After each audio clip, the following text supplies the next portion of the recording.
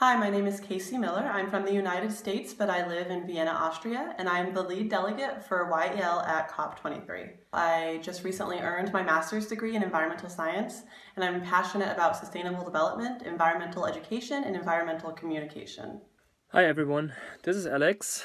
I am a DPhil student or PhD student in Oxford, where I study geography and the environment, with a very heavy focus on climate change and especially climate change mitigation and how it interacts with energy systems and financial markets. Prior to my studies in Oxford, I worked for a business consulting company where I did a lot of consulting and advisory in the renewable energies and energy efficiency sector, and had a social startup in Bangladesh, which is what got me interested in climate change.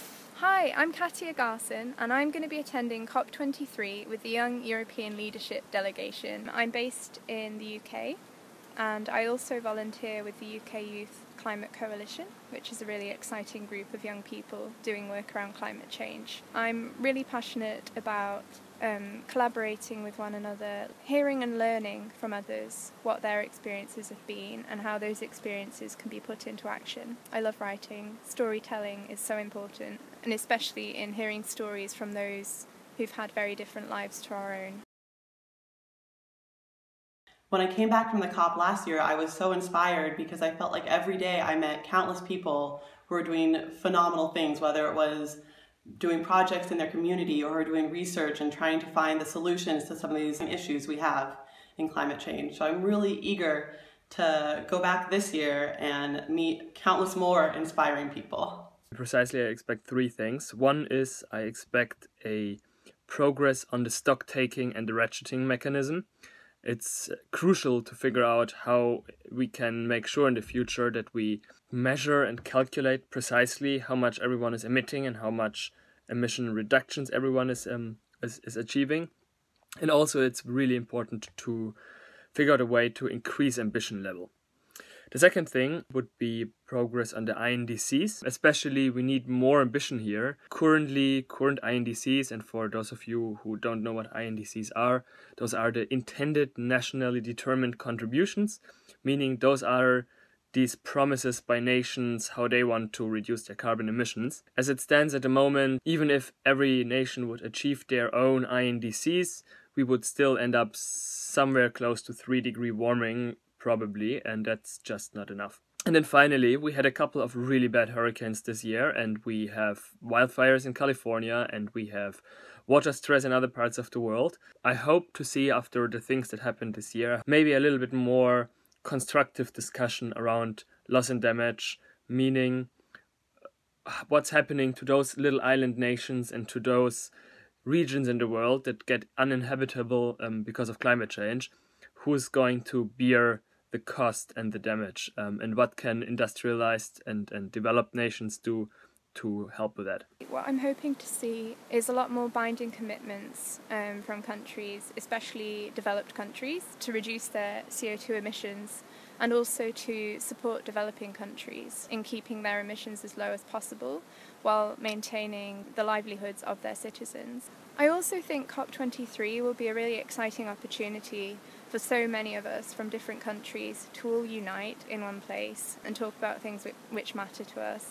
But above all, I hope that we do see more binding commitments from leaders on reducing emissions and listening to what people really want. Hope. Collaboration. Frustration. Responsibility. Challenge. And chances.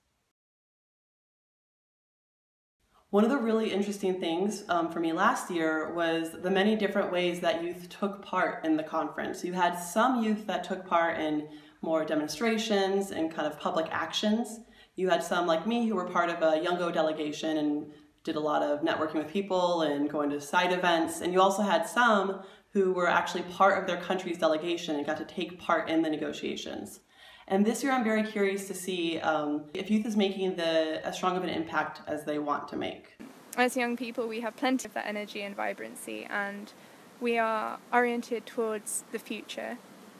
And not just the future, but the present. Like, we are thinking about what's happening now not what's going to happen tomorrow, though that is a big concern for all of us, but we're thinking about what's happening now. And I think that the youth delegations and the individuals that attend COP are really important for bringing that sense of urgency, which might otherwise be lacking, and importantly that sense that there is hope, and that if we act, we can take hold of that hope and turn it into a real results.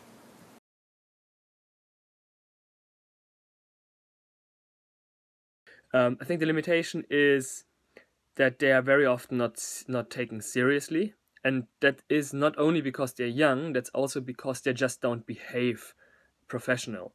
I've seen many representatives of the younger constituency behaving like blind activists in a way, being disruptive, and not in a good way disruptive, just disrupting and interrupting the negotiation process by loud protests, by funny actions and whatnot. And while there is a place for this, in my opinion, and it's important that people engage in activism, I do not think that within the COP it's the right place, because people in there know that there is a problem. People in there try to solve it.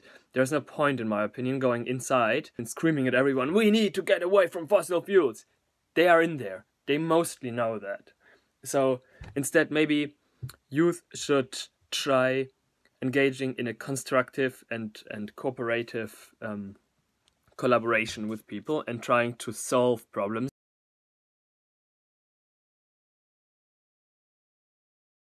I'm very excited for the work that the delegation has done so far to get ready for the COP, and I'm really excited to see what we're going to do throughout the conference. So I definitely think people should follow along on social media, check our Twitter, Facebook, the YEL blog, and see what we're doing while we're there. We have a great group. We have a very diverse group from many different countries and many different fields and with many different passions.